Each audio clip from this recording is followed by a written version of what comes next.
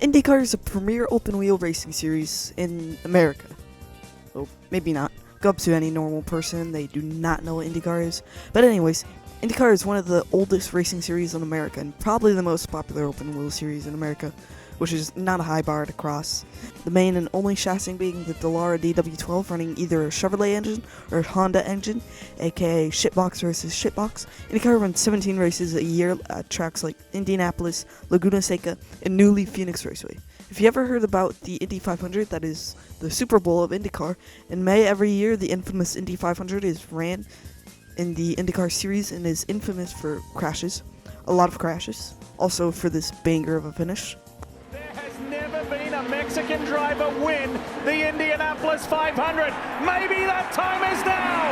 With one more lap to go, Pato goes to the lead.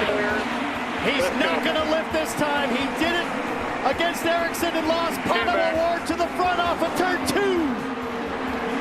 5 back, 6 back. Award tries to break the draft.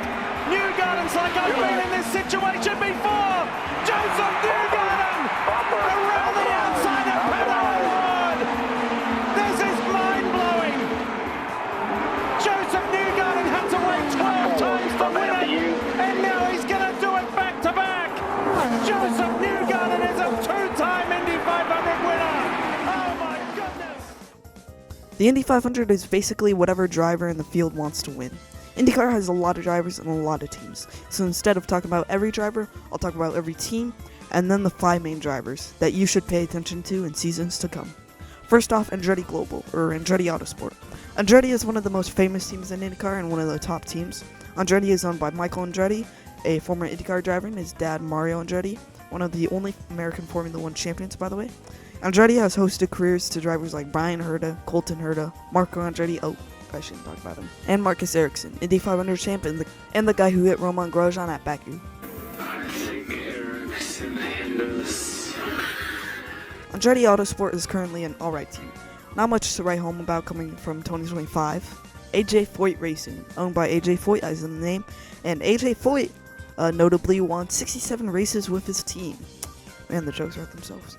AJ Foyt has won 2 IndyCar championships, and basically there's not really anything to write home about, except housing the little ferret. Arrow McLaren Racing, aka my favorite team. McLaren has won 3 Indy 500s in the past, joining up recently in 2021 they collaborated with Schmidt-Peterson Motorsport, and eventually took over the team for the number 5, number 6, and the number 7, and occasionally the 17 of Kyle Larson.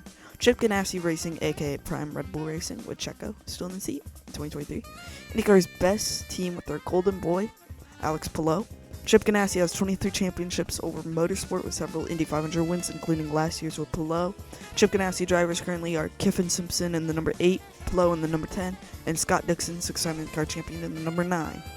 Dale Coyne Racing, a smaller and humbler team in IndyCar, is going into its 42nd season with a handful of wins, and has the number 18 of Rinus VeeKay and the number 51 of Jacob Abel, aka he wasn't able to qualify for the Indy 500. Oh, brother, this guy stinks! Cusick Motorsport or Dry Ryan Bull are basically just field fillers, except Ryan Hunter-Reay is okay, and Jack Harvey in the number 24 is just there part-time. Anyways, Ed Carpenter Racing is slowly getting better with Alexander Rossi and Christian Rasmussen filling the full-time positions, and some nice liveries. They're not half bad, but not the best of all time. Juncos Hollinger Racing is one of the newer teams in IndyCar starting in 2021, and has 2 drivers in Connor Daly and Goat Ray. Juncos have decent machinery and are set to have a bright future in IndyCar, and are no longer field fillers, so that's good.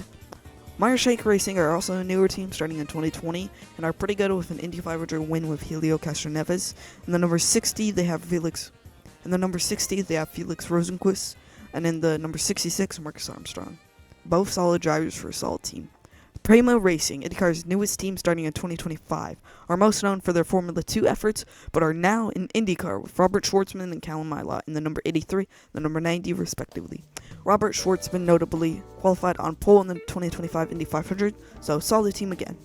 Rahal Letterman Lanigan Racing. Yes, David Letterman has some control over the team. I barely figured this out a couple months ago. RLL is basically Graham Rahal's whining fest. Wait, they have 4 cars? They have the 2 of the low-middest drivers on the grid, then Louis Foster and then Takuma Sato. Man, that team is weird. Anyways, our last team of this day, and probably the most infamous, Famous for the yellow submarine and creating the most insufferable Indy 500 wins, even though the driver, who's Joseph Newgarden, is okay. Team Penske is the most successful IndyCar team in IndyCar history, but also cheating sometimes.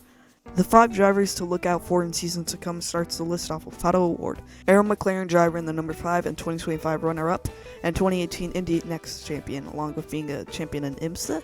Pato has 9 IndyCar wins and looks to be a future champion, kind of like Lando Norris.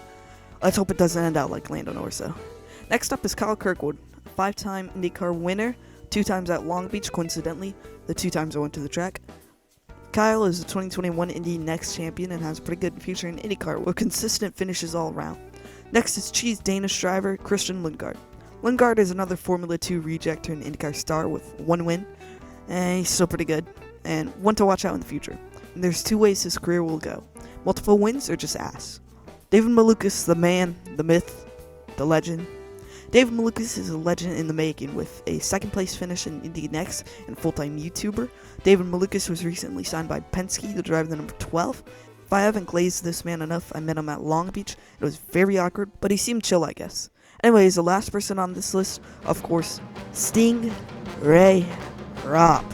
The GOAT, the legend, the Stingray!